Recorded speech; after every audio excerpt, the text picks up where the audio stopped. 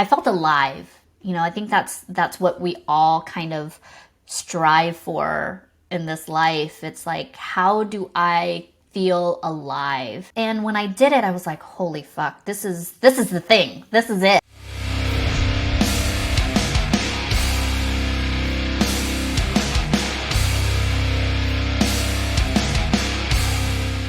Yeah, we are live.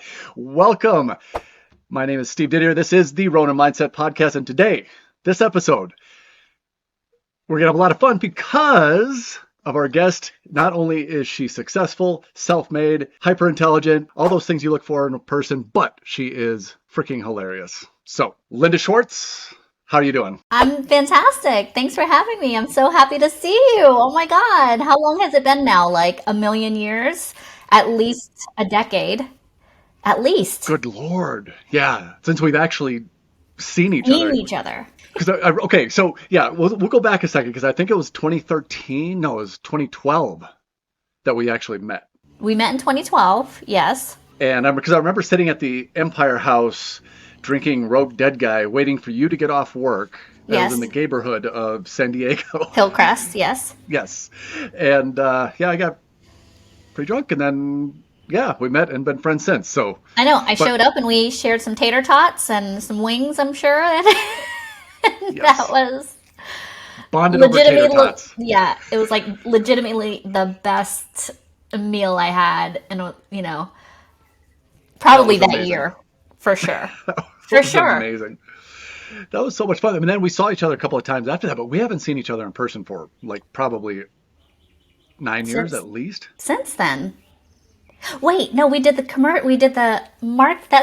marketing commercial together. Do you remember that? That Yes, silly ass yes. commercial? That was so much fun. And you see, Nikki Limo is blowing up. She's got like a podcast thing. I checked her out on YouTube the other day and she is huge. No, I haven't checked in with Nikki at all. Like, I have no idea what she's doing, but I'm sure she's gotten big. She has always kind of been big, so I'm not surprised. Yeah, So check out her not YouTube. surprised. Check out her YouTube. It's pretty cool. I will. I will. She's got videos on there that I think over 1 million views and stuff. Wow, that's She's amazing. killing it, killing it. Yeah. So yeah, we saw each other then. Was that were you in Denver? I was in Denver, but I got sick in Denver.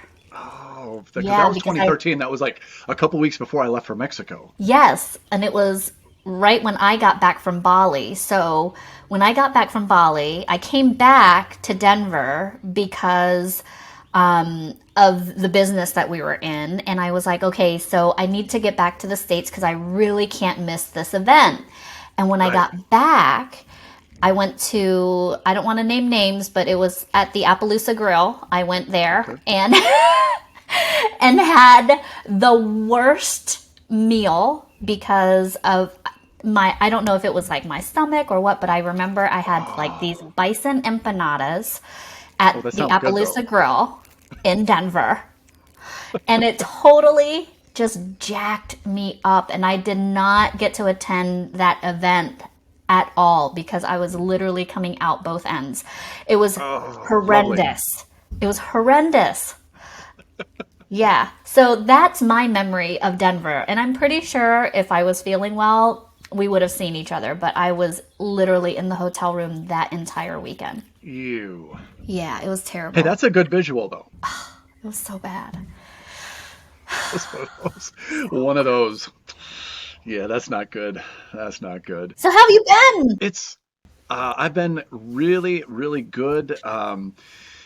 This podcast is actually like obviously it's the Ronin Mindset, but one of the things, well, there's a couple layers to this. One, I like talking to people who are successful, obviously, but took their own path, their own unique path, Ronin, wandering man sort of thing, and also overcame something or didn't come from, something that would scream success. Right. You know what I mean? And you, I know a little bit of your story. I mean, you were Georgia to Cali to Bali back to, I mean, you've been all over the place, but now up there giving natural birth in La Jolla and You saw that? You saw that? I saw you walking naked around the patio. And like, I had emojis covering my ass and my tits, okay? So if Yes, you did. Facebook didn't take it down, I'm cool with it.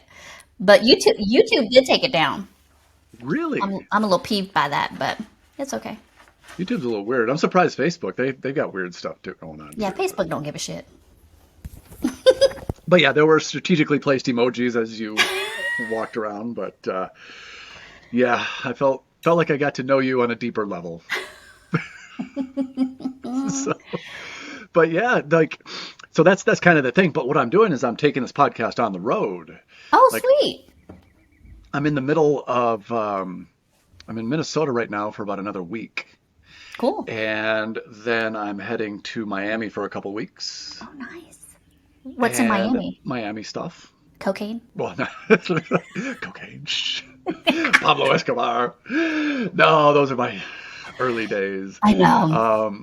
It's yeah, I know South Beach and just check it out and spend some time there. And then I'm getting on a plane to Miami and going to Marbella on the south coast of Spain. Okay. And I'm gonna spend a week or two there, and then I'm gonna jump a plane and go to Thailand. Nice. Oh, okay. So I remember you reached out like a while ago and you were planning this. So this is the movement. You're gonna do it. This Yep, is like the I'm doing jumping it. off point. Jumping off point. Amazing. Miami thing is already booked. Miami's booked, and then depending on, be kind of loose. I'm gonna be there 2 or 3 weeks, whatever, and then Spain, and after Thailand, I have no plans, Sweet. none.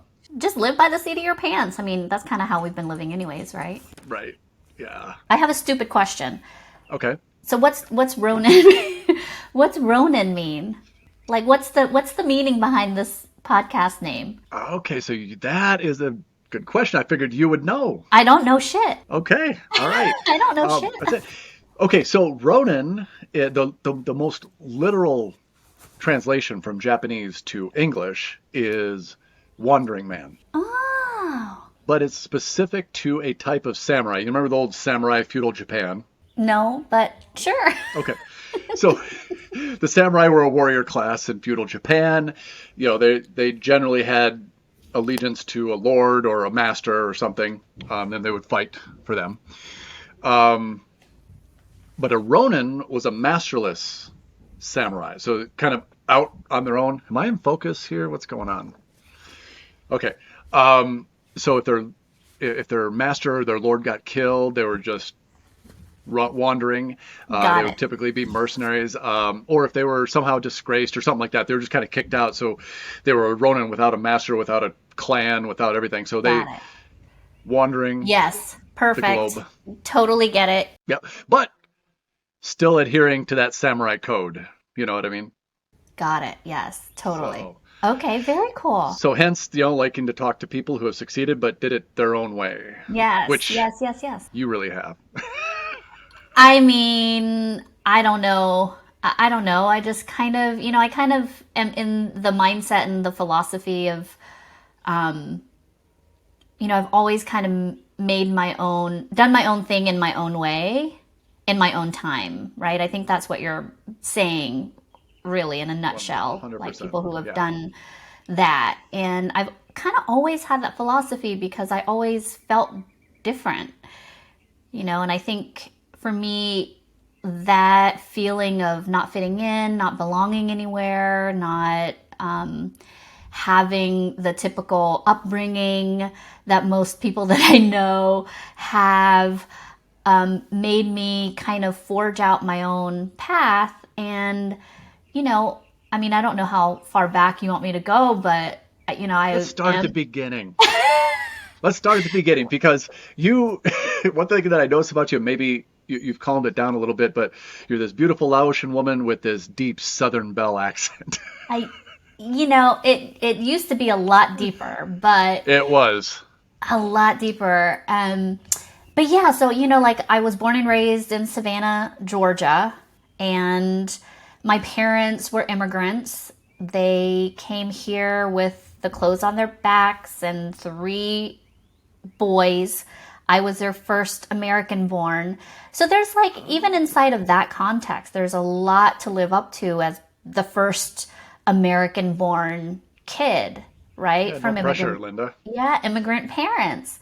But I didn't have like the typical upbringing even in a Lao family. Like, a lot of the Lao kids that I knew, their parents were not alcoholics or crazy. So, um, it Strange, was, weird. yeah, right. And what's kind of been in my upbringing or like in the context of all of that, I was just different. I always felt different.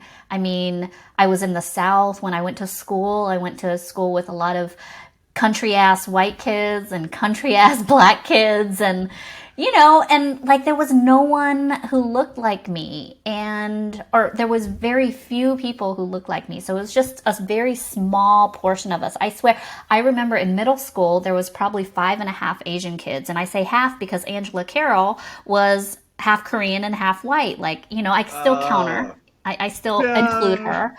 she gets 50%. Yeah, and the other four were me, my friend Sammy Mashateri, who was a Thai kid who was adopted by an Italian dude, and um, and Han, who is a Vietnamese chick, Angela Carroll, who was half Korean, half white, and this I forget the dude's name, but he was Honduran. So like, there was literally a very, very small ethnic group in middle school. And so like I didn't see a lot of Asian kids. I saw a lot of white kids, a lot of black kids, and just the very few of these Asian kids who were there. Right. So I never really felt like I belonged anywhere. I was questioning my identity from like for as long as I can remember. Like Yep. I was just like, who am I? All the time. It was so like growing up in that environment with my mom, being, I have a bit about her where I say she's a Gemini with a Psycho rising and a moon in Narcissist. because because she is, you know she's insane. She was insane. She was like she was, and now I know there's a lot of like mental health issues there. My brother was Right. actually just diagnosed with bipolar, and they live together, and so, I'm not surprised that they're kind of cohabitating in the way that they do.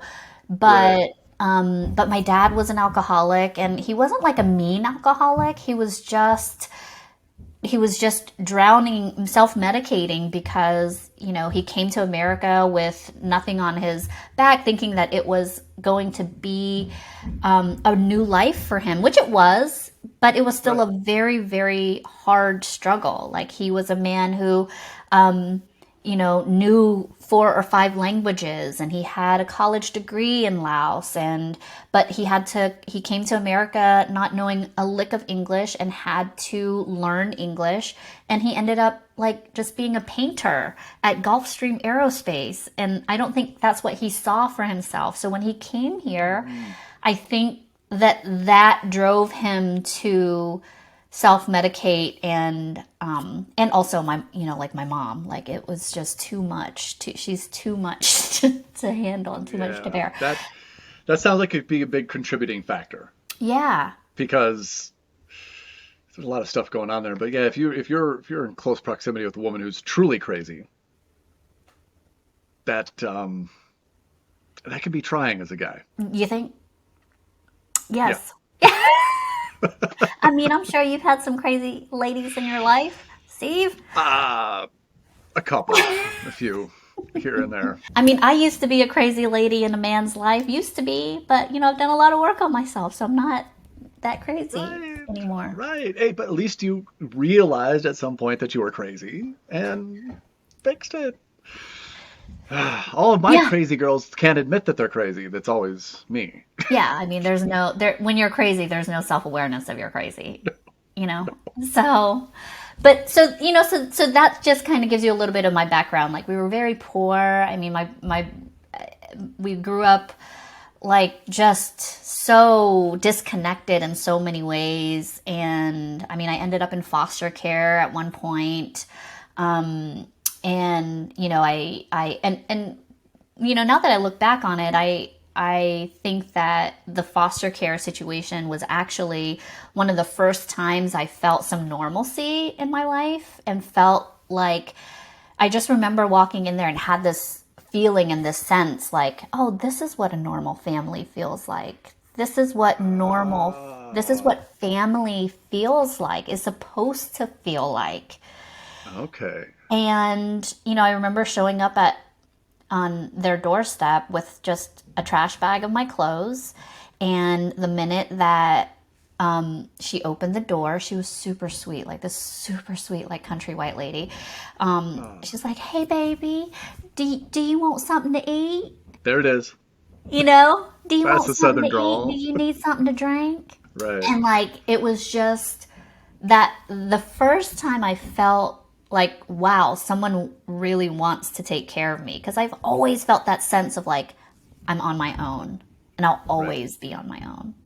You know what I Right. mean? It's a tough situation for a kid, especially during your formative years. Because how old were you when you went into foster care? I was about 13 and it was a very short stint too. It wasn't a Okay. long stint. It was probably under a year or about a year that I was in. Okay. Yeah. And I stayed with the same family the whole time. And Well, that's kind of lucky you got a good family. yeah, they were amazing. I still keep in touch with them to this day. Oh, that's super cool. That's super Yeah. cool. So, what you're saying is this isn't really the fertile ground for somebody who's going to be successful. No, these are not the circumstances that typically, like when we think of success or when we see people succeed, like, we always wonder what that background is like and what their circumstances were. Did they have an edge because their parents were rich or they had a healthy relationship. You know what I Connected, mean? yeah, Like, I wish I could, you know, sometimes you just never know what people go through and why right, they have that drive. But I've always felt like I was meant for something more, and I think right, that's something that a lot of people who succeed despite their circumstances feel, right. like No, there's I would something tend there. to agree. I would tend to agree with you. There's got to be something generally that motivates people, and something, and a lot of times it's childhood. Like my story is completely different from yours. Like a Norman Rockefeller white, family. My parents are still together. They've been married 57 years this year. Wow, that's amazing. 57. I know. I'm like, wow. So, but I was also raised in very, very rural Minnesota. And most everybody here, you graduate, marry your high school sweetheart, and have kids, and do a farm, and that's just Right. what you do. Yes. And I can remember, like when I was, 4, 5 years old, we didn't have a TV, but we'd go to my grandma's house and watch TV, and I'd be watching. You remember those old shows like Hawaii Five O Yeah. and Miami Vice, and I'd be like, oh my God, even Fantasy Island, with the little dwarf guy. Yeah, yeah, yeah. But I'd be watching, I'm like, man, I want to, palm trees and beaches. Like I just wanted sports cars. Or I want something more, you know. And all my brothers and sisters they're awesome. I love them, but they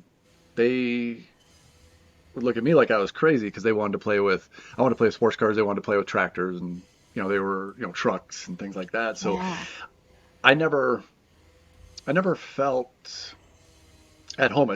I'm still wandering. I still haven't found a place I feel like, oh, this is home, you know? Yeah, yeah. I know. I've known you for a long So time. I know I can't hold still. I I know. think that's great though. That's the one thing that I really admire and love about you is that you have just kind of, lived by the seat of your pants and you've made your life the way that you make your life and you've created a really great life for yourself. So, kudos to that. Well, pros and cons to everything, right? But Sure. I'm happy, and you know, for the first time in a really long time, I feel like truly, truly free because no girlfriend, Oh, and I love Winston to death, but no dog. I don't have a pet anymore, That's you know. right. Yeah. It was about a year ago I had to put him down. Oh, But it's very difficult. I can't just go bounce to Spain and then Thailand and hang out if I have a dog. I just can't do right. it. Yeah. So, that, and I changed my whole business model so that I'm not on the phone and having to do sales and coaching. I changed it to a strictly a marketing model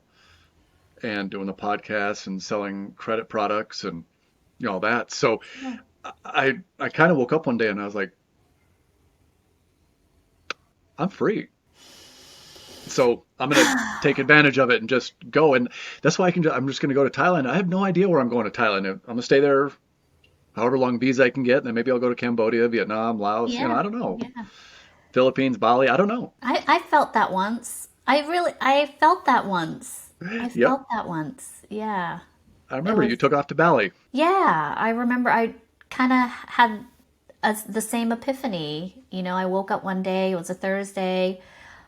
I was like, I got into work a little bit early that day, and I don't know what came over me, but I just started looking at one-way tickets someplace. It wasn't even, I wasn't even thinking about it. I was just like, oh, I have a few minutes, and I just started looking for one-way tickets. And then I reached out to my friend who was like, hey, he'd been bugging me for months about going to Bali on this group trip. And I was like, no, dude, I can't go. I gotta work. I can't leave my life. What do you Right? mean? I've got my career and a Are you, job, and are you yeah. crazy? Like, pfft, no way. And I reached out to him, and he was like, yeah, I got room for one more. You want to come? And I was like, I looked at my reflection in my computer, and I was like, fuck it, Let's do it. let's do it. And I was like, count me in. I typed him back. I was like, count me in. I'm buying a one-way ticket right now. He called me immediately and was like, are you okay?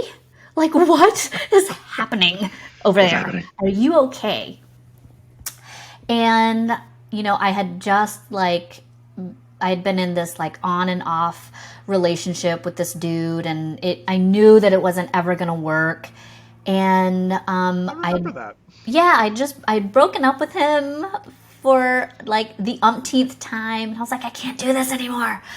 I know. And That was the epitome of the on again, off again, on again. yeah, it's just, I was like, this is insane. I can't do this. I can't do this anymore.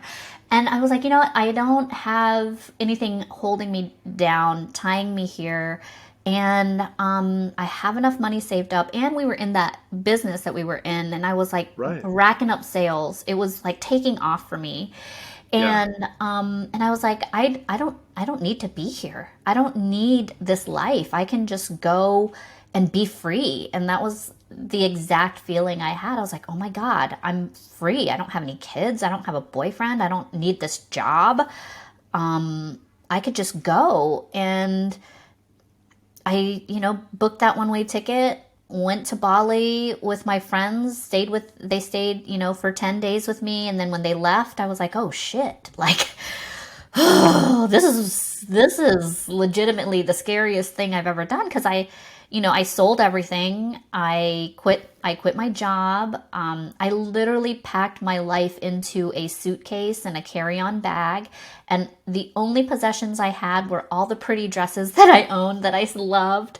And, a few high heel shoes and some flip flops and a pair of sneakers and my computer and my phone. And that was it. And I was happy. I was like, okay, I took off, spent 2 months in Bali, just figuring out like the whole like being on my own and living, literally day to day, wondering, what am I going to do now? Like waking up and being like, well, what am I going to do today? Not having that sense of being tied down to a schedule or to a person or to children or to anything except myself. And I just felt this incredible desire to just explore and learn about myself and push myself beyond my own limits because I knew nobody when I got to Bali. And I left there having a handful of really, really close friends, and so that really taught me a very valuable lesson in that I can be at home where wherever I am and make friends and have a community and create community, and rely on myself and my capabilities and my skills to make a living, because I think that's when I had the realization that I didn't need a job. And our, one of my mentors at the time, I don't follow him anymore, but he used to say, an, you don't need a job. You need an income. And like, the more I thought about that, I was like, wow, like you're right. And then it occurred to me while I was there that I could rely on my skills and rely on the things that I knew, the education that I had, everything that I learned from those marketing, those MLMs that I joined, every year for the first 10 years of I literally joined every MLM I could from the time that I was 18 till 29, you know, but I always was in the mindset of learning something, and it all just came to a head when I, left and decided that I could do it on my own. It, I find, and from what you're saying, it rings a bell with me because when I did the same sort of thing when I moved to Yeah, Mexico, it was about uh, the same I time. it was very close to the same Yeah, time, and I was there for 5 years. yeah. And you learn a lot about yourself, you learn a lot about the world, you learn a lot about people. Yep. And some of the best friends I have are guys that I met in Mexico. Yeah. And you find a lot of kindred spirits. I'm sure you met people, travelers and things like that in Bali, where Oh, you just kind of hit it off yes. because my friends there, they're from England and from the US. Like, there's a whole bunch of people there from all over the world. I'm sure some, I haven't been to Bali yet, but I'll be there shortly. Yes, So dude. Let me tell you a story about that. Um, so when I was in Bali, my friend Steve was like, "Hey, let's go to this little island." good Uh, name, by the way. yeah. Oh yeah, duh. Well, but what was really great about Steve was, and how I knew that we were supposed to meet and be friends, was that we shared a birthday, and I was like, oh my gosh, and so we kind of like became almost inseparable friends when I was Yeah. there. And he was like, hey, I'm going to this little island off of Bali. It's about a 2 hour boat ride. Do you want to come? And I was like, of course I want to come. Yes. Yes. And so it was me, our friend Jan, and Steve, and we took this boat ride. And I sat up on the very top of the boat with zero sunscreen on. And by the time we got to the island, I think it was called Gili Trawangan, I was just beet red. I was so sunburnt from my head to my toes, just my front side. Just Uh, your front it, side. Flip, flip. it was crazy. But so we get there and we go out to dinner that night, and I keep we're at dinner at this Thai restaurant. And by the way, Gili Trawangan is it's like a step back in time. There were no Really. vehicles, no it was just you get Oh, around by bike, by horse carriage, or by like tuk tuk or whatever those little things, or by feet, right? And so we're sitting at dinner at this Thai restaurant, and I, and I don't know about you, but for me, like, my experience of, because I ask for a lot of signs, like that I'm in the right place, like the universal support. And so I was really scared because my friends had just left, and I was like, is this the right thing for me to do? Like, I was just kind of putting it out there. Please give me a sign that I'm on the right track. And we're sitting at dinner, and I just keep seeing this guy that looked super, super familiar. And I just kept looking at him, and he kept looking at me, and I was like, "Do we know each other?" And I was like, "Gosh, he just looks so familiar." And I think he is related to someone I took a landmark class with back in like 2011, right? And so we get back to the hotel room. I was like, oh, you know who would know? My friend in San Diego. And so I sent my message. I sent my friend a message on Facebook, and I was like, "Hey, I think I just saw such and such from our forum in Bali. I think I just saw his brother."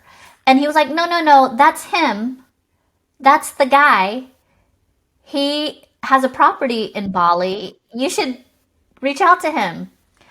So I ended up reaching out to him on Facebook, and I was like, "Dude, what are the chances that we would see each other on this itty bitty teeny tiny little island in the middle of nowhere where there is no internet connection? There is no, like, I mean, not internet connection, but it was like there was just like, just what are the chances that it was, because it's so remote, right? And I was like, and then I was like, okay, surrender. I'm on the right path. And it turns out it was the guy that was in that class with me, in that course with me. And I hadn't seen him in like 2 or 3 years. And I just saw him on this crazy remote island in the middle of nowhere. So, that just goes to show that, like, when you just listen to yourself and listen to your intuition and listen to those urges that keep nagging at you to go or travel or to leave. Sometimes it's just the universe pulling you to do the thing that you need to do. Like I kind of, in that experience when I was buying that one-way ticket in my office, it felt like this huge universal pull. Like there was no way. It was like, okay, it was like a spiritual 2x4 hitting me across the head saying, pay attention, bitch. Like, Yeah. pay Come on. attention. Yeah. We've given you Totally enough hints. program. Yeah. Like shit. Yeah. So yeah, like, it was really a very life affirming journey for sure. And, like you were saying, when you travel, you just meet your kindred spirits and you meet all these people who have given up a portion of their lives to go live somewhere else. And it's really interesting because, like, those people have the same sense of adventure. They have the same sense of, like, self. They have the same sense of being self-reliant and, having that feeling like you can make it on your own. You can do it. You can do it in your own way and in your own time, right? Yep. In your own way, on your own time, and also that sense of adventure, because so many people I found that have reached out to me, they're like, when I moved to Mexico, so many people. Oh my God, I wish I could do that. I've always Yeah. dreamed of like everybody, and I'm not knocking anybody or 9 to 5 jobs or anything like that, but I got reached out to by so many people who are like, I'm just too scared to do it. I Yeah. can't do it. Like, Me I'm too. like, you just need to do it at some point. It just I becomes a think, choice. It yeah, becomes a it is a decision. choice in a lot of cases. There's some cases like right now, it would be tough for you to jump off and go to Yeah, Bali. You of got a family, course. house, kid, all Yes, that, but everything. you're still doing your own thing, which is super cool. So let's talk about that. You got the whole comedy thing going on, and you are killing it. I see it on Facebook. I see you on the mic. I see little comedy bits on Reels. So bring me up to speed on that, because I see, but I Yeah, don't know exactly what's going on. I know you're running. I yeah. know you're a boss. I know you're a boss. Well, I don't know about that, but um, yeah. So actually, this actually goes back to right around the time that you and I met, because um, when I turned 30 was January of 2012. Long time And that was ago. the first time I did stand up comedy.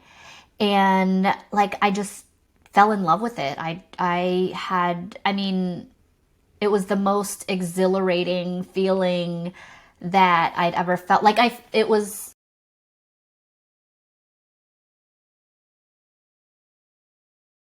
I felt alive. I think that's what we all kind of strive for in this life. It's like, how do I feel alive?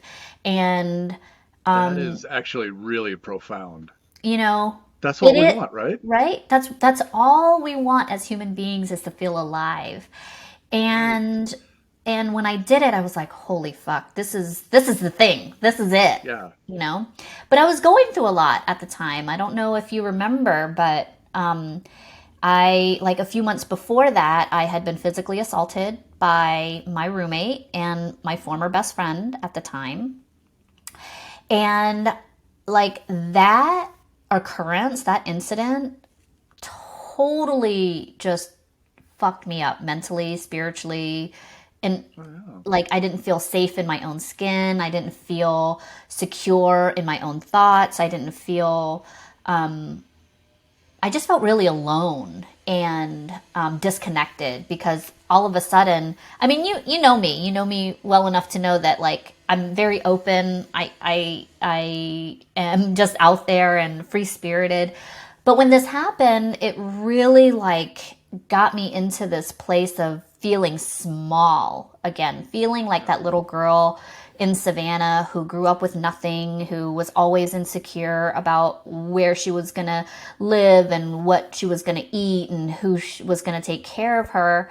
And I just felt this sense of disconnection from my true self, like from my Right. my true nature. And that was 2012? That was, the incident happened in 2011. Okay, that's right. I could, and here's what's remarkable about that.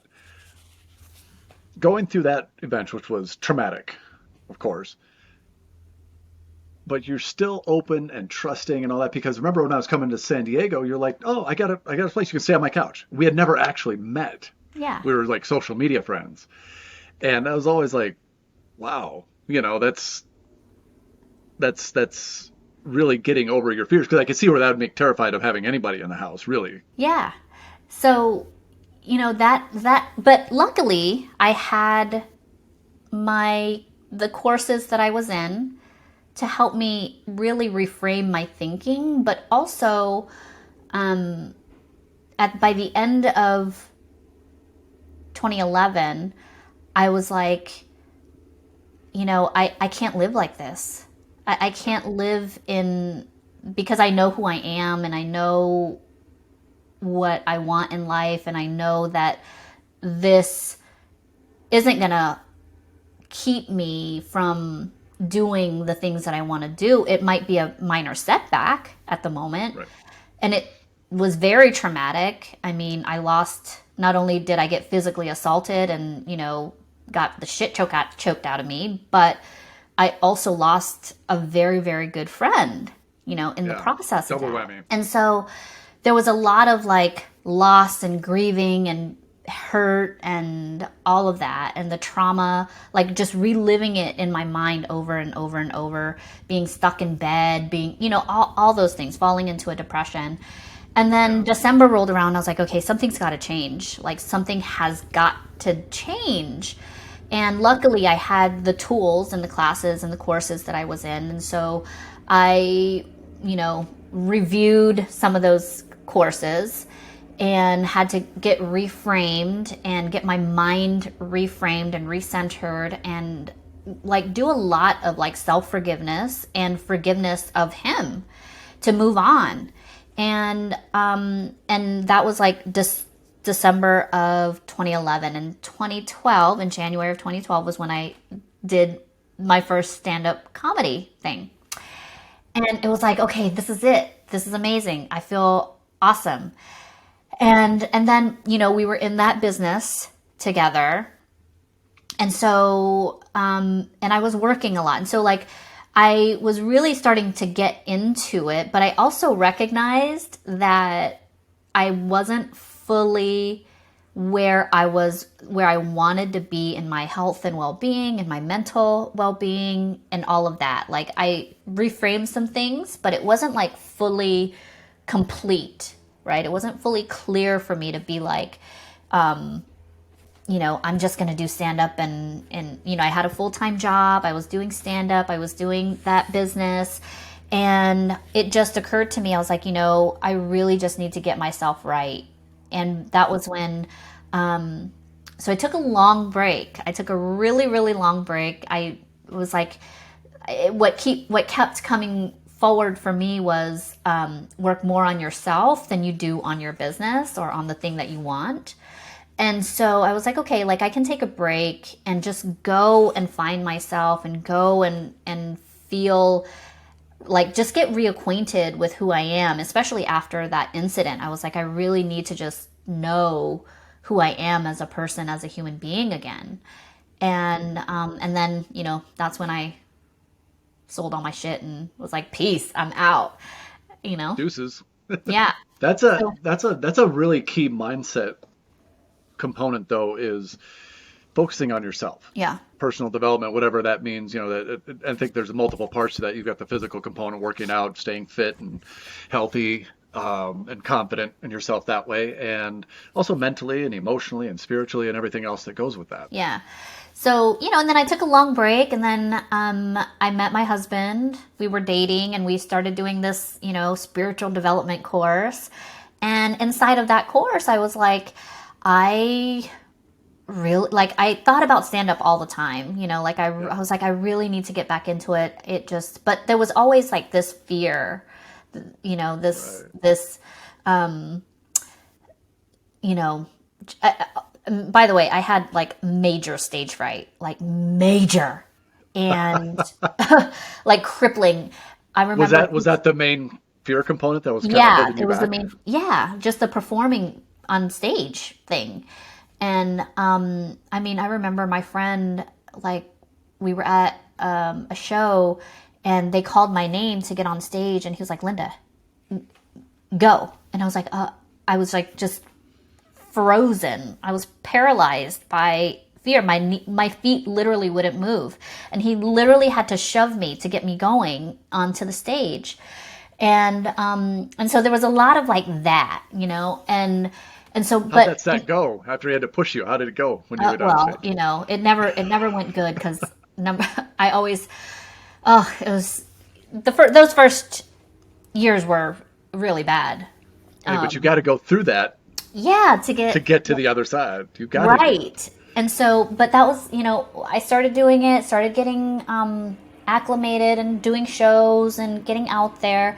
And then I got pregnant and I was like, "Oh yeah, I'm totally going to keep doing this." And then as soon as I started showing and getting big, I was like, I can't get on stage with with people staring at my cankles. Like I can't do that.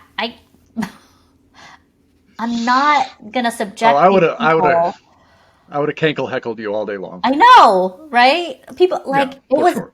oh, and then I had carpal tunnel, so I probably wouldn't have been able to hold the mic. I was barely able to do anything. Like it wasn't a bad pregnancy, but I, it was I was just out of commission, and I was like, there's no way I'm gonna be able to get out here and stand up on stage and talk to people while my feet are swollen and I can't feel my hands, you Yeah. know? So and then fast forward, I gave birth, still thinking about stand up comedy. And then, my son, then the pandemic happens. He turns two and a half, I think it was like around 18 months to 20 months, like right around the time that I stopped breastfeeding. I was like, okay, I really, really need to, because I couldn't stop thinking about. I was literally obsessed. I was watching all the stand-up specials, especially during the pandemic. I was reading all the Oh, yeah. books.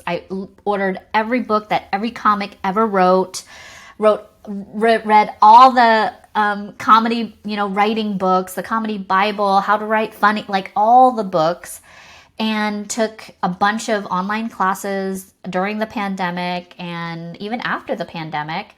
And, I was like just mentally preparing myself to get back on stage. And then finally, after an online class, a lady was like, "Hey, Linda, I'm going to be in San Diego. Let's go to an open mic." And if she hadn't said that to me, it probably, another year probably would have passed before because, I'm always getting ready to get ready. Like, Getting ready that's to one get of ready. my Yep. faults. Yep. But, Preparing. yeah, preparing. And then I totally bombed, but I remembered that feeling of like being alive. You know, that adrenaline rush when you leave someplace and you have that knot in your stomach and you're like, yeah, that was amazing. And, Hmm. and that feeling of like just being alive and present and just in the zone, like there's nothing like it. So, and I used to get like that before a fight, like when I oh was yeah. fighting Muay Thai, Yeah, I and you're in the remember. back. Like when you're in the back and you're warming up, or there are fights going on, and you know that it's only a short matter of time till they call your name, and you got to go out there, and it's just you and that other guy in the ring, and it's just like, but man, talk Yeah. about being present. You're Yes, not thinking about anything else, anything. And it's just, yeah. I mean, it's on edge, but it makes you feel alive. totally. Yeah, I'm getting goosebumps just thinking about it because it's See, I'm the same way right now because traveling and stuff like that gives me that same feeling. yeah, So when you were talking about that, that feeling of freedom that you experienced before you went to Bali, I was like, oh, I'm gonna start looking at flights. I'm that same way. Like that quote I sent you from the Shawshank Redemption, yeah, which you didn't get. probably. I don't get a lot of things these days. My brain is, But it is like sometimes like I know it's still a couple weeks away before I'm on the plane, but sometimes I'm laying in bed, I'm just excited. Like yeah, I feel like I'm almost vibrating. I'm like, and there's just it's excitement with a hint of something. I don't know, is it apprehension or like that I don't know if that the feeling of fear the of the unknown, unknown. the feeling of the unknown. That's it. It's not necessarily a fear, but it's like, what's going to happen? Yeah. It's an adventure. Like, that's the feeling of Yes. living an adventure. That's the feeling of like putting yourself out there and not knowing what's going to happen, but being open to all possibilities and trusting that you will make all the right choices for yourself and letting the universe kind of guide you in that way.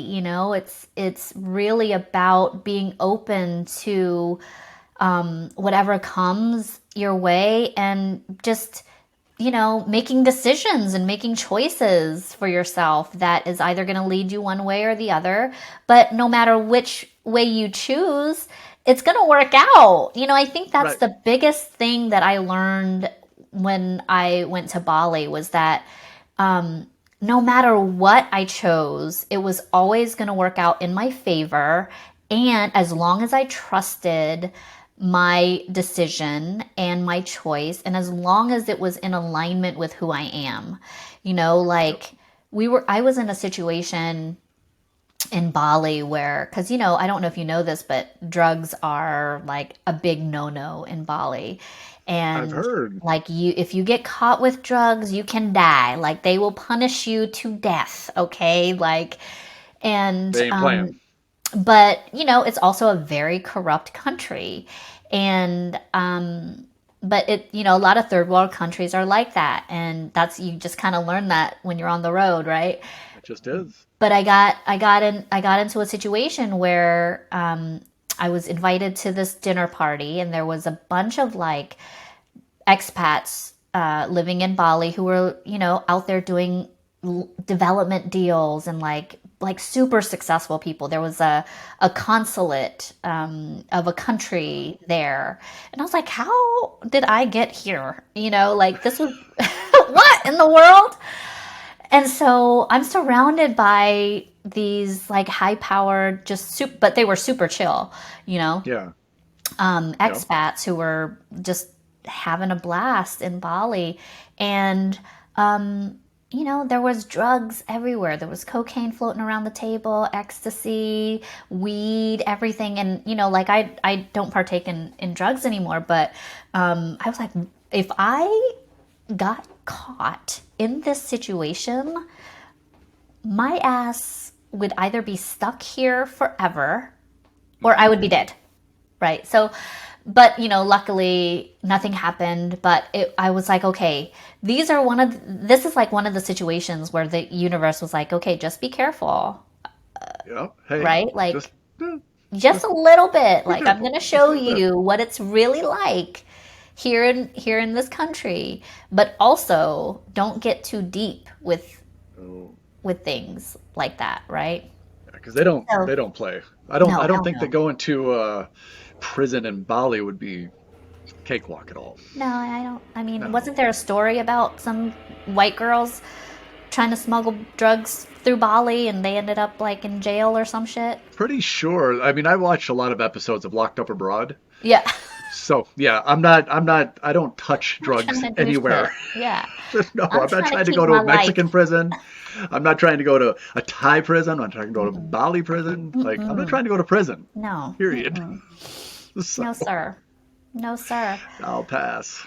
I'll Yeah. pass on that. Yeah. So, That's, and comedy is actually, I just turned 40, 41 actually. I was going to say you're cheating us of a year or two there. I know.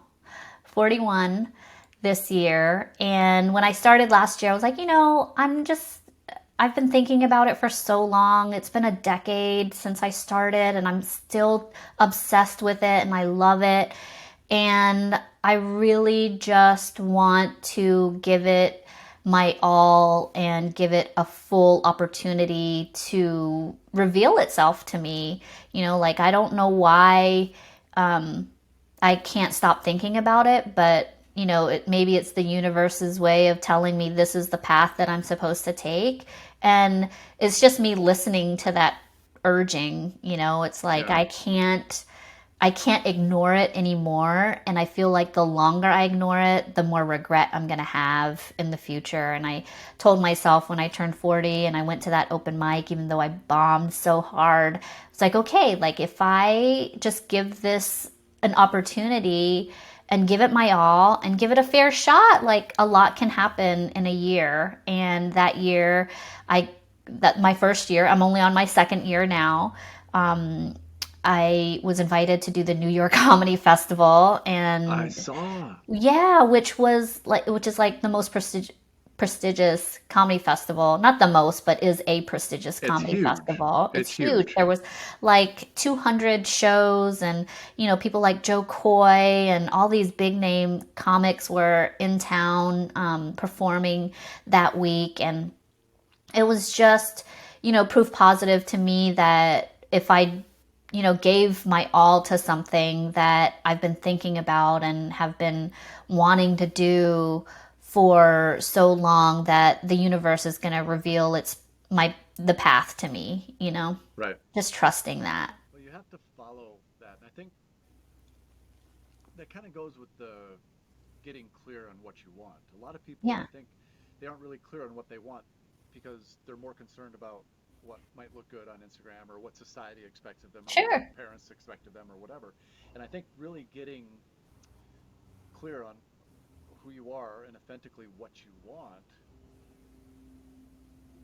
that's the key. That's the path that you follow. Yeah, and listening. I feel like, I think we all have our dreams and aspirations, and then we also have that voice that say, no, that's too risky. No, that's too, that's going to cost too much money, or no, that's going to be, what is your mom going to think about that? Or what is your wife going to think about that? Or your husband or your friends or your family, or, Yeah. what's society going to think? Like, I had the same experience when I gave up all my shit and bought a one-way ticket to Bali, like I had friends who were like, this is a big mistake, Linda. You're going to fucking regret it. It's going to be awful. You're going Hmm. to.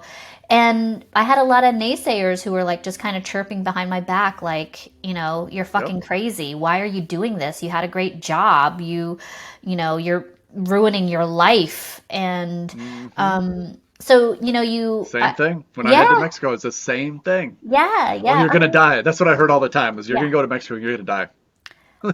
Yeah, right? It's terrible because of what they hear or see on the news, and everybody has this preconceived notion of what life out there looks like if it's not following a certain You've Standard, set right? standard Exactly. and The path. of path Yeah. of like getting, like you said, growing up in where you grew up, like the norm was for people to go to graduate high school, marry their sweetheart, get a job on a farm, or if you had a farm, be a farmer and do that thing. Yep.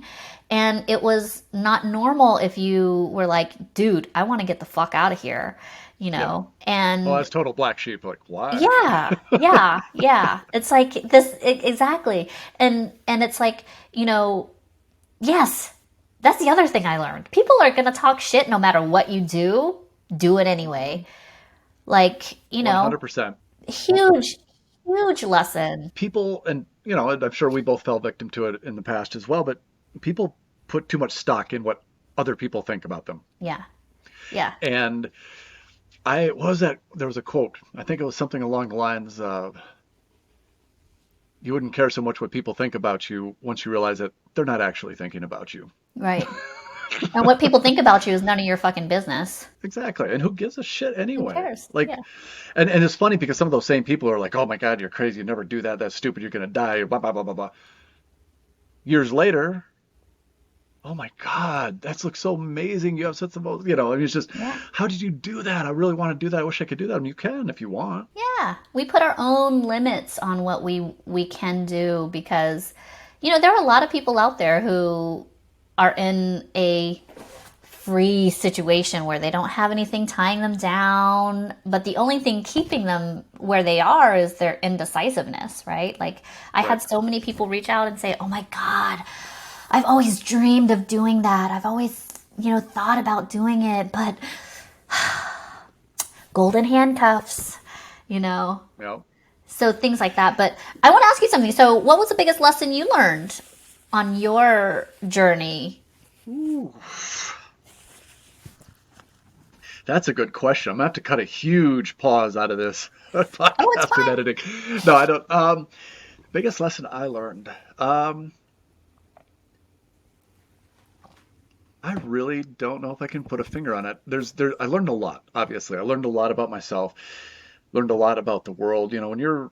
Especially when you grow up especially the US and certain parts of the US, very ethnocentric, you know.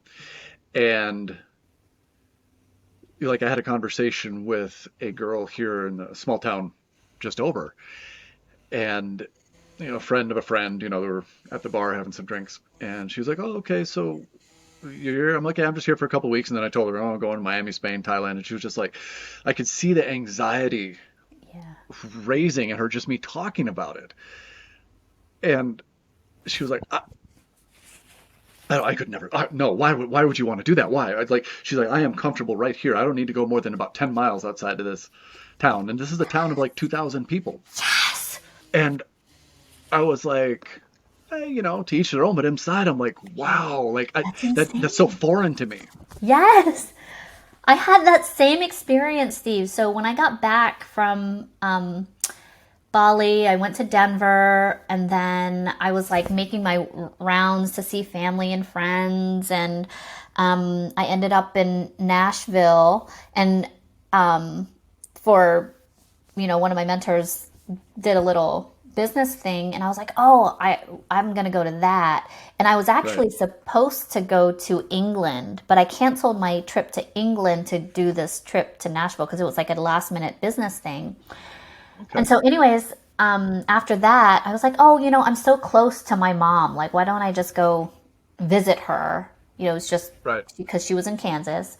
So I go there, and like the first night there, we go to the bar next door to her restaurant. And there's this young kid, probably about 23, 24, 25 maybe. And we were just talking.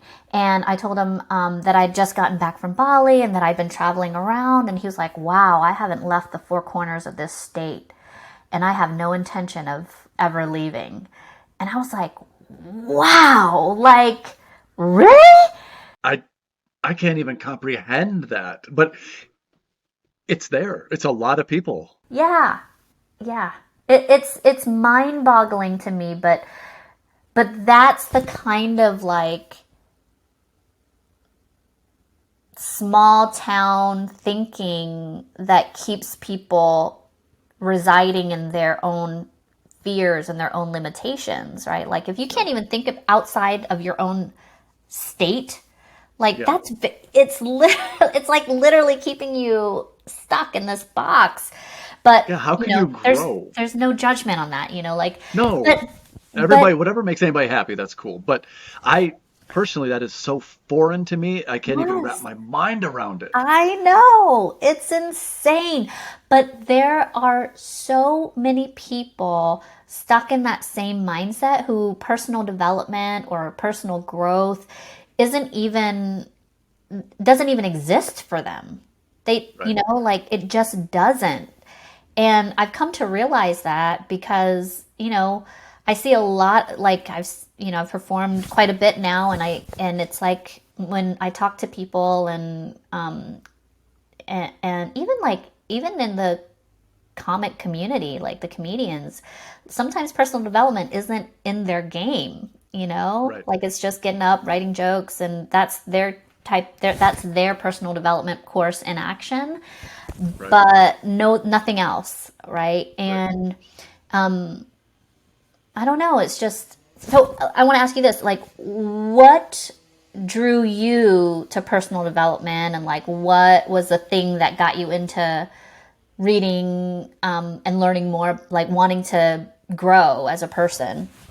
I don't, there was no one thing. I have been like this for as long as I remember. If I put my finger on one thing, it would be I was really skinny growing up. I was very smart, so I got moved up a grade. And I was also a late bloomer, like physically, like puberty hit me disrespectfully late. I was like horribly late. So when I was in, like eighth grade, I was getting picked on by sixth graders. Yeah, Dang. Oh, yeah, I dang. know. So I started combing. That's when I kind of started working out. But I just immersed myself into working out. I got Arnold Schwarzenegger's Encyclopedia of Modern Bodybuilding. It was like this thick. I read it, paid it for all the time, and I just soaked up all this knowledge. But somewhere in there, I learned about goal setting, and I started getting more into goals. And I read. Can't remember, was it Rich Dad Poor Dad, or I started. That was the thing that probably got me into it because I learned the importance of goal setting. As I was psychotic about it. I was tracking my calories. I was drinking like over a gallon of whole milk a day. I was, grew up on a farm. Like Yeah. how, and I didn't have money to go out and buy tubs of protein powder and everything. So Right. I ate a bunch of cheese and milk and mac and cheese. I was just stuffing because I was so skinny, and I was like, I'm going to do this. So I set goals. I want to weigh this, and I want my arms to measure this, and I want, I had all these. I was tracking. I was measuring once a month. I was measuring my arms, and I got really obsessed into that. And then from because I had hit 6 feet tall, and I think I weighed about 125 pounds. Damn, you're a stick. You could see ribs. My elbow joints were bigger than my arms. you know, I, I looked like straight out of one of those Sally Struthers commercials. Like Yeah, it was yeah. bad. So I just immersed myself into that, and in over a summer, I hit a little bit of a growth spurt, and I put on some decent weight, even over a summer. And this is Minnesota, right? So it gets really cold here. The only place that I had to work out was in the barn. My dad helped me put together a gym in the haymow of our barn. Not insulated, nothing. And I had like this old Joel Weider bench and some plastic weights from Sears. And I was up there every single night without fail. 40 below, I was up there working out. So, and I haven't missed more than 2 weeks in 37 years, That's amazing. ever. That's consistency. Yes, that's amazing. And that's why you have that tattoo on your arm, right? Discipline. Hell yeah. Discipline. Because Yes. discipline trumps motivation anytime. There's those times that I didn't feel like going out in that cold ass freaking barn in 40 Yeah. below with You're gloves like my on. husband. Yeah. And so I did it. And then, but that's what kind of got me into the goal setting. and then started me okay, so I started looking at other goal books, and then I started I don't remember any one thing of like, oh, personal development. It just became part of who I was. And after that summer, when I went back to school, I had put on enough weight that all the kids that used to kind of bully me around were like, we're gonna Yeah, go we're pick on this leaving him guy. alone. So there was some positive reinforcement there as Yeah, well. And again, it gave me a lot more confidence right. in myself, and I started to walk different and talk different. I Yeah, realized the power of setting and focusing on goals. So that was kind of a organic immersion since I was 14. So amazing. I was reading stuff in high school like Robert Kiyosaki and Damn. things like that. Yeah. Yeah, that's so cool. That's so cool. Well, I mean, obviously, you know, the mindset and the goal setting stuff really stuck for you because, I mean, here we are. And I think, you know, like even for me, my self development journey started probably like when my brother and my dad passed away. It kind of jump started like my spiritual journey. But Right. then I was like, who am I? Who am I? The existential The question, right? X, yeah, that word. I'm like, yes, that. Right? Like, who am I? What am I doing here? Why, like, if good people die young, like, why are we even here? Like, what is our purpose and what is our existence meant for? And so I went Hmm. into deep crisis when I was probably when I was 16. Shut down. And yeah, oh my God. That kind of jump started my like spiritual inquiries. And then that coupled with me being on like I when I was 16, I became what I call self emancipated, which Okay. the state of California would probably beg to differ and say no, you ran away from home. I believe self-emancipation is a positive terminology. Yes, it's a positive reframing of that. I was 17 when I self-emancipated, so Yeah, so I think that's another thing that we have in common. It's like I was so determined to make it on my own that at 16 years old, I literally packed my bags and planned this whole elaborate thing where my friend picked me up while my mom was, at her graveyard shift job, and I left and I seriously remember the day that I left. I was like, there's no turning back now. I'm not coming back. I cannot come back to this because it it would be was just, failure. it would be failure. And like the environment was just so volatile and so toxic and so negative. I was like, I can't fucking live like this. Every time something big happened in my life or there was a big change, I always told myself, I can't fucking live like this. I can't fucking live like Yeah. this. So it was like, boom, But I remember telling myself that day, like, there's no turning back now. I cannot come back to this situation and I can make it. I can make it on my own. And I Yep. was just, I was so determined. And so, like that led me to living by myself and for the first couple of years I had roommates and stuff, but as soon as I could get my own place I got it.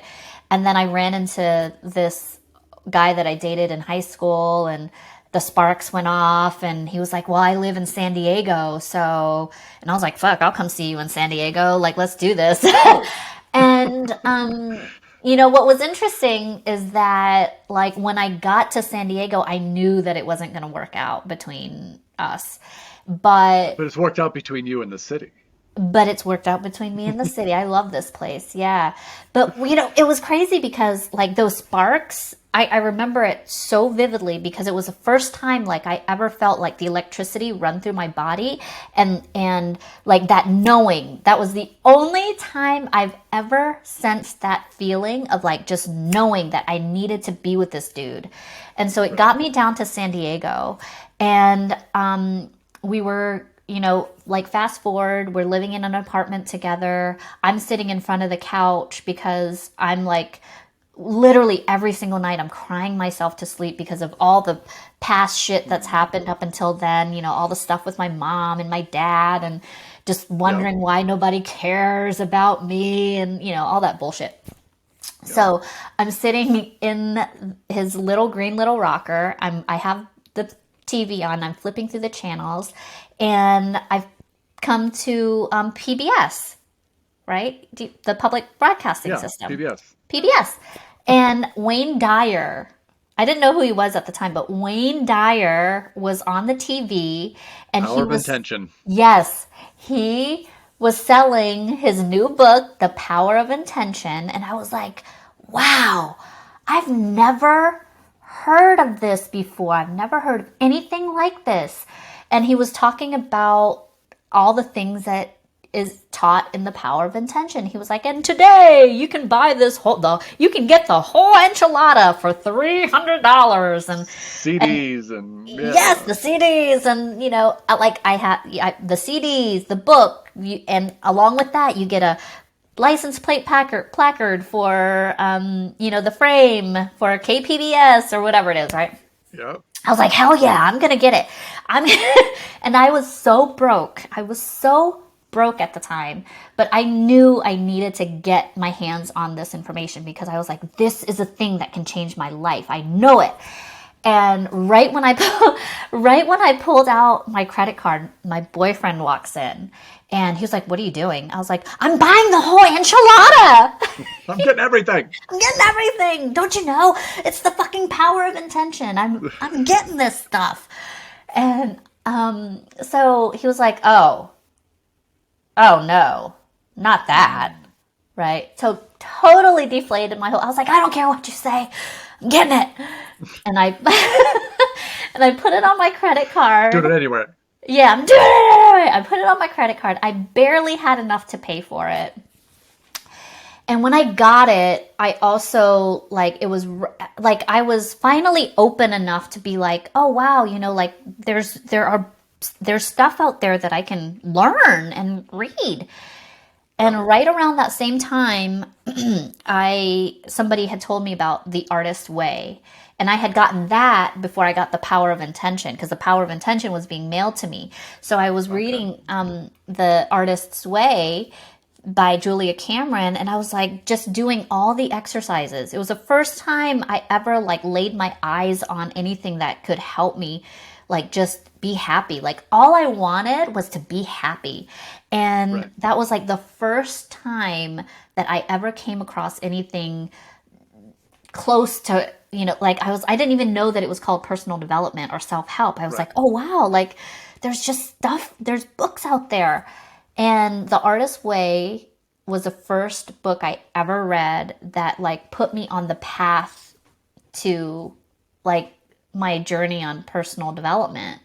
And then I Right. got The Power of Intention and I was obsessed. Like you, I was just reading and like literal notes in the book, you know, putting notepads in it, or what are those things called? Post-its. Sticky notes. And Yeah. yeah, post-its underlined. Like I was like, I was never a good student, but here I am like trying to get all this information. Yeah. Zoned in. Yes, just completely. I was just so obsessed with like learning this stuff. And I was like, wow. And, and reading that book and The Artist's Way, like put me on that trajectory of like being somebody who was just a lifelong. I love personal development. It's all I fucking do. Like I'm always in a Yeah. course, like Yep. I have a seminar tonight through Landmark. I'm in their wisdom course. I'm just in a lot of things that are going to help me accelerate the success that I want. Because I didn't go to college. I barely Yeah. graduated high school. I actually Yeah. left high school. I took the proficiency when I was 16. I took the proficiency exam and got out. So technically I dropped out, but I don't say that to people, but because when people meet me, they're so surprised. They're like, "Wow, your English is really good and you speak very well." It's like, yeah, but Yeah. that's because I'm self-educated. I read a lot of books. That's the thing. There. You know. There. anybody who's going through that personal development journey, there are certain books or certain things that happen Yeah. that are milestones. Yeah. And for me, the major milestone was Brian Tracy, the book he did called Goals. Oh, I never read that one, but I do know Oh, who Brian Tracy is. it was absolutely broke down the science of goal setting. And I found that book just before I got my real estate license in Vegas.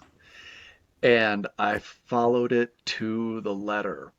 And one of the things he had was, writing down your goals every day Yeah. and having like writing them in the present perfect positive tense. Like I own $1 million house or whatever it is, you know what I mean? So I focused down my main goal was I wanted to earn $20,000 in a month. I'd never that kind of money was that's what you made a year Yeah. here Yeah. in central Minnesota. And it was a number that was almost inconceivable to me at the time. And I never had no experience in real estate. I just got my license and I was doing it. And then the 9/11 Mm. hit shortly after. So everything came to a blazing halt. Right, right. But I focused on that goal. I wrote it down. I carried it, note cards in my wallet. I had my car with my sun visor. I had it up there, and I would literally, because one of his things is repeating it out loud, affirmation style, in the present perfect positive tense, and saying it with emotion.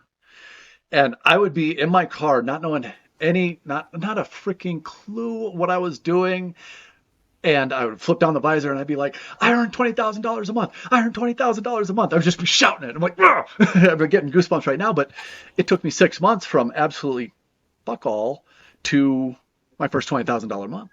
Isn't that amazing though? Like I swear if you like this is the beauty of personal development and just being open to learning and open to doing something new, Yep. right? Like open to just allowing yourself the grace and the even humility, right? To just Yeah.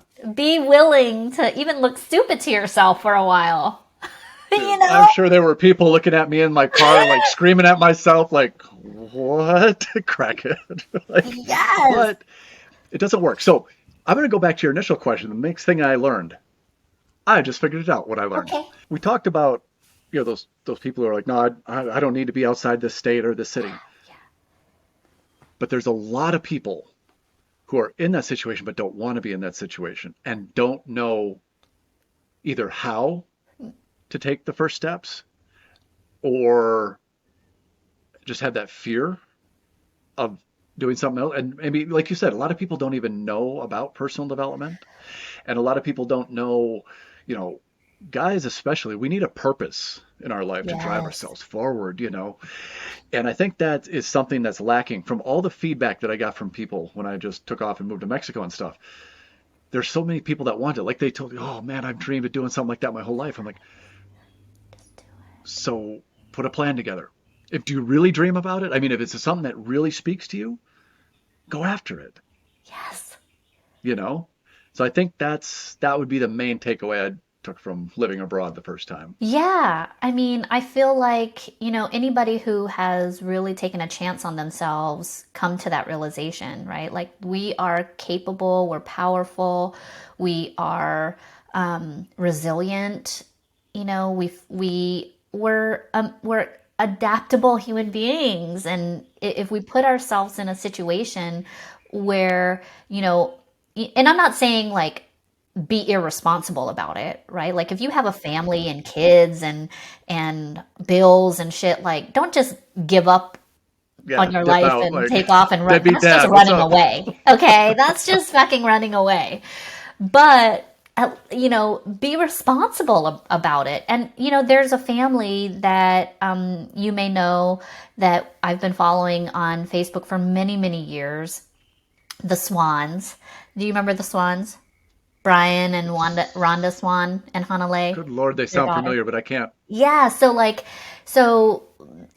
they lived in San Diego, and they decided that corporate life just wasn't their life. Like he was a Right. surfer, she wanted to have a family, And after their daughter was born, they were like, what's really keeping us here? And they made the decision to move overseas. And they're actually in Bali right now. When you get there, I'd love to make an introduction.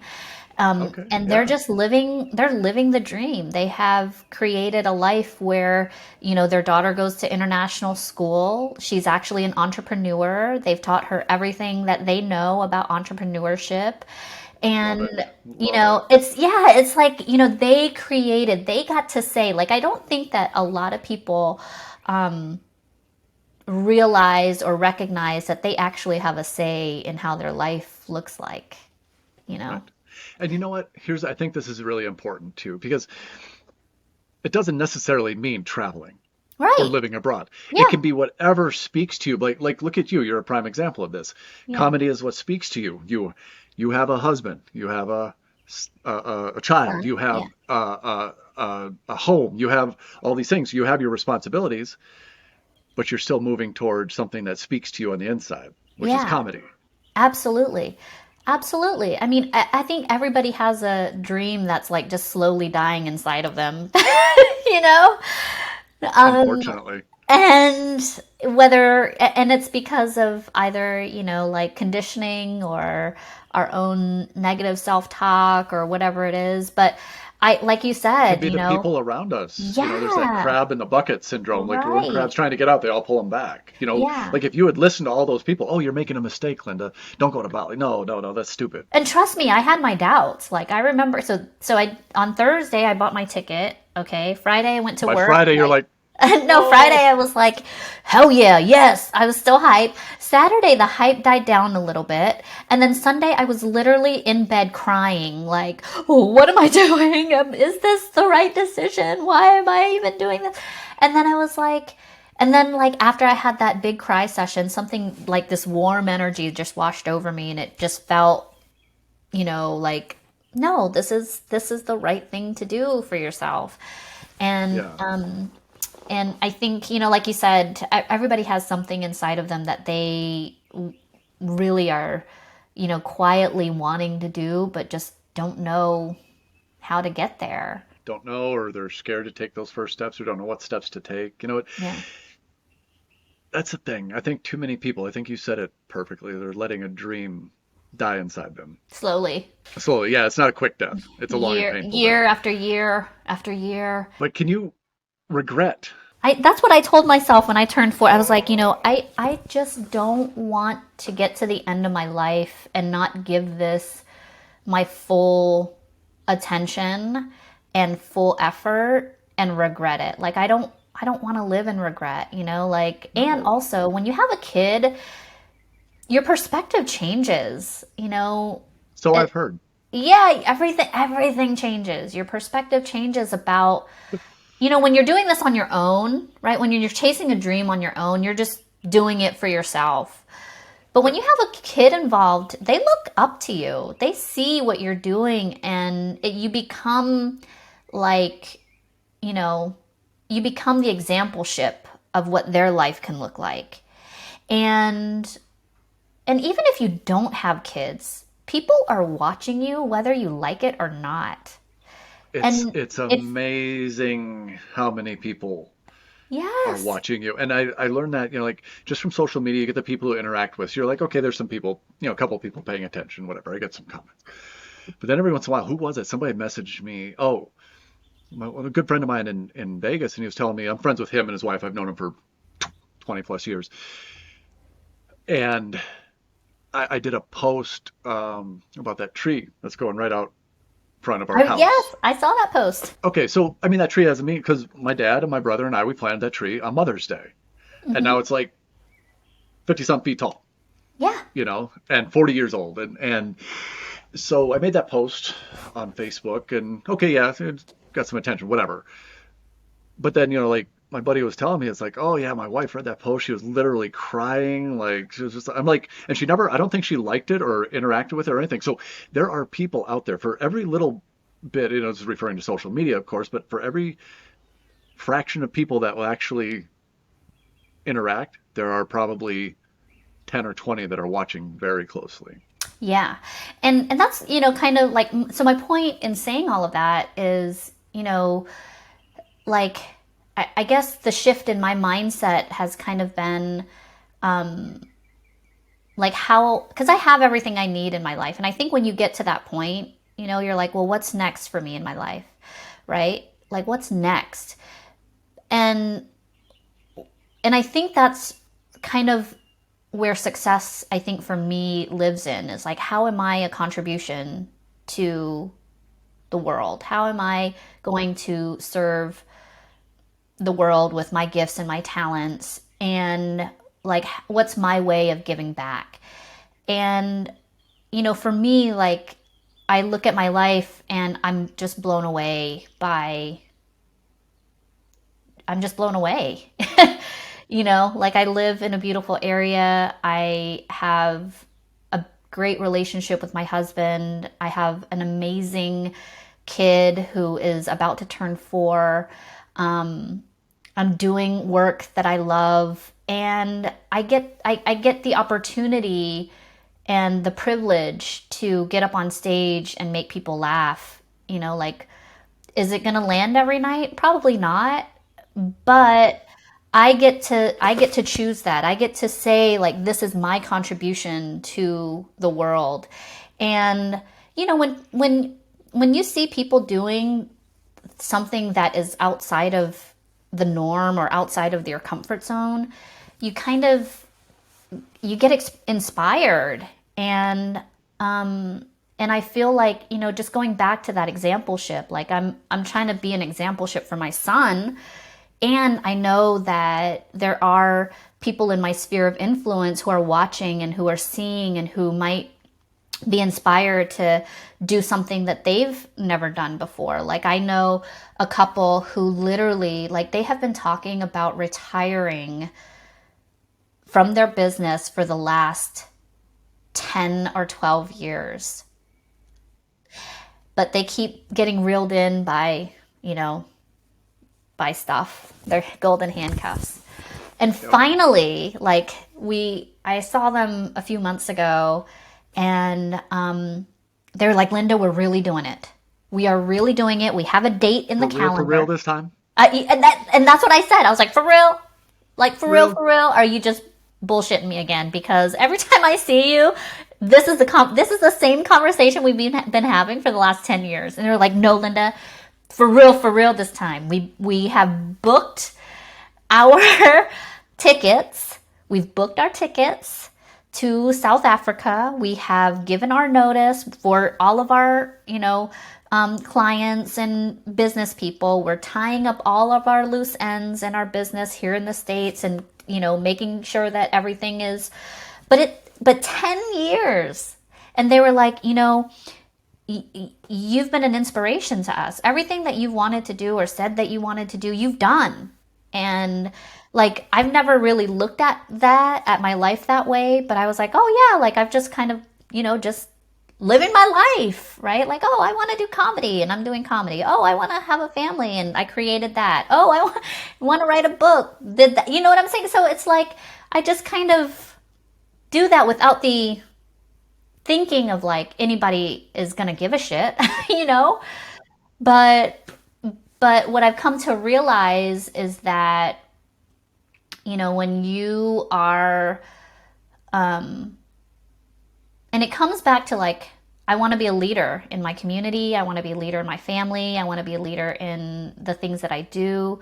And so and I learned this in that spiritual class or course that my husband and I took back in 2018, is like, how do you become a leader in those things that are important to you? And it's by being an exampleship, like having integrity in what you say and what you do, and living up to your own expectations of yourself, Yeah. right? And walking the walk. Walking the walk, yeah. So yeah, like, I think if people were able to reframe that and see that for themselves, it might make a difference for them to go after their dreams. I heard, who was it? Wes Watson. He's on Instagram. He's a Um, There's a I lot of just new read his book. gurus that I don't know about. Right. Well, this guy's he's kind of niche, but he's a little bit rough. He's a mindset guy.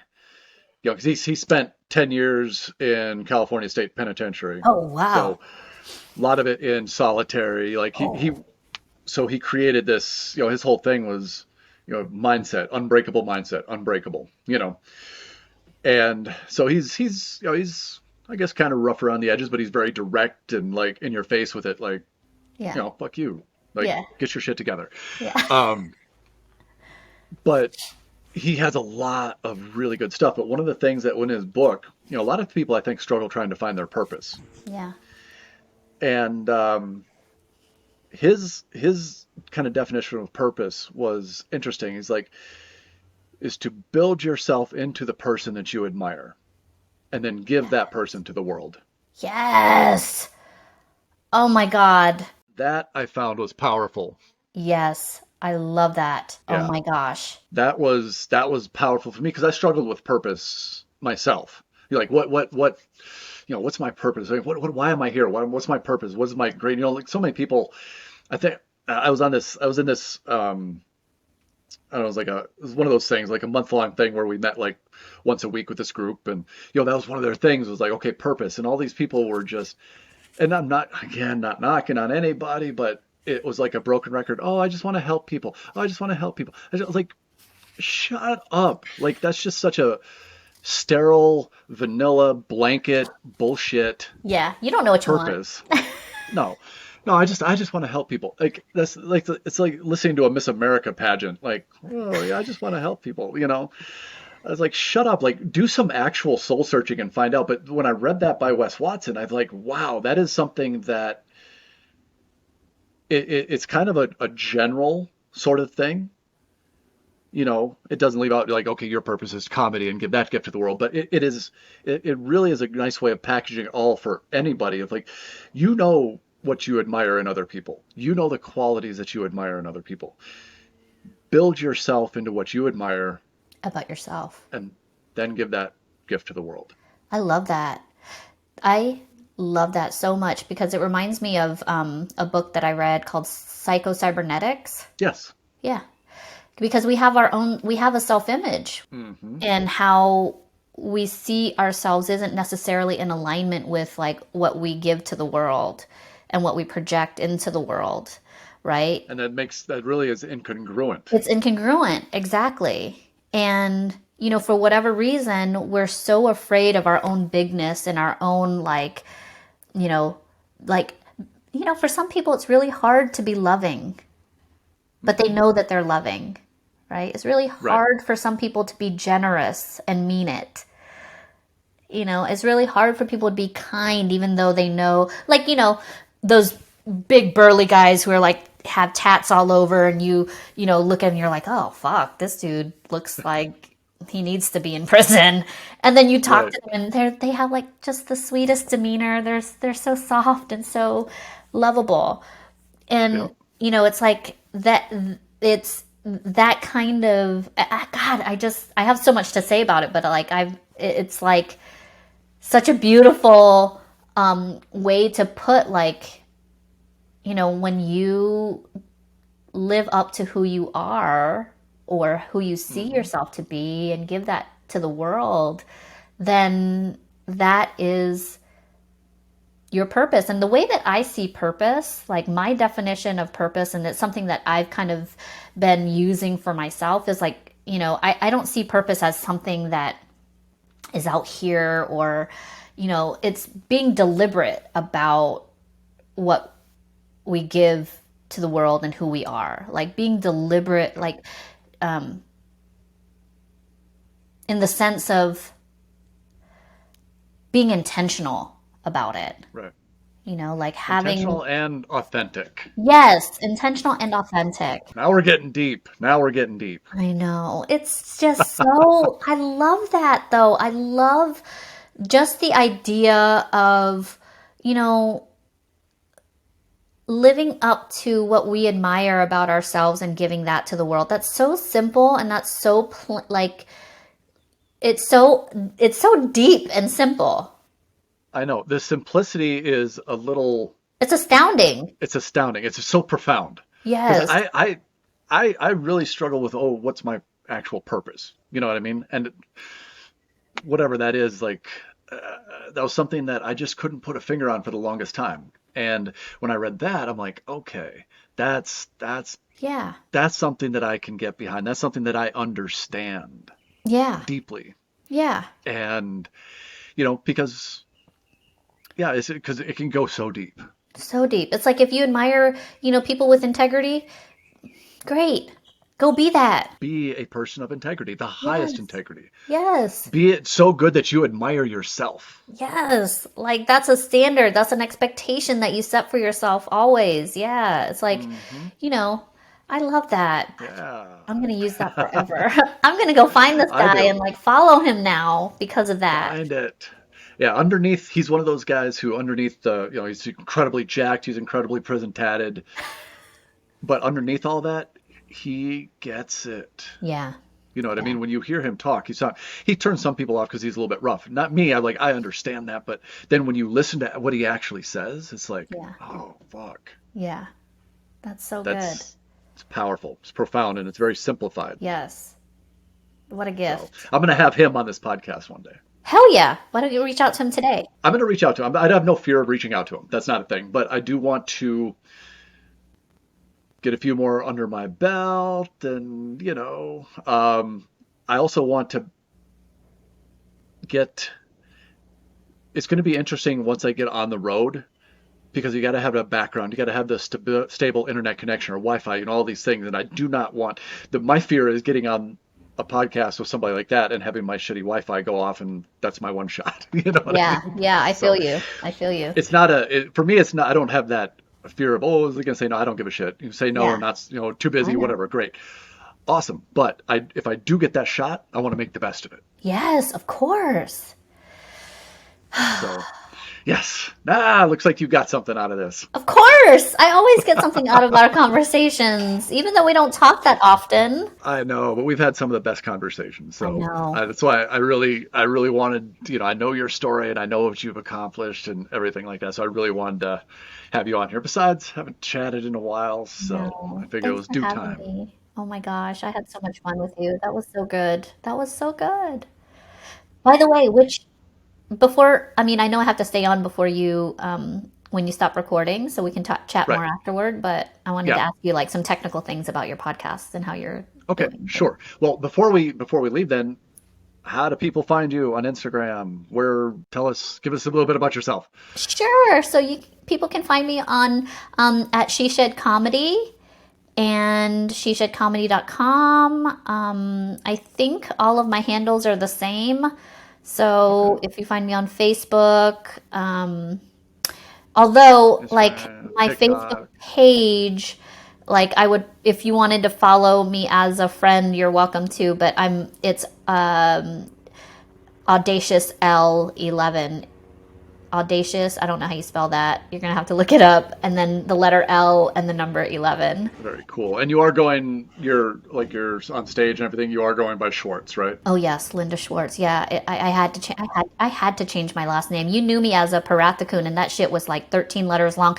Nobody could ever read it or say it or even think about it right. I was so I was so proud of myself that after a couple of years, I got your 8 foot Lao name down. I was like, great. And then you changed it. I was like, God damn it, Linda. Yeah, but life is so much easier for me now. Fuck. Schwartz. Yeah, Schwartz.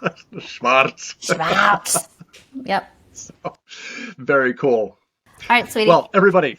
All right. Yes, we'll take off. Make sure to follow Linda. She is absolutely hilarious. Go see her comedy shows, and we will see you soon.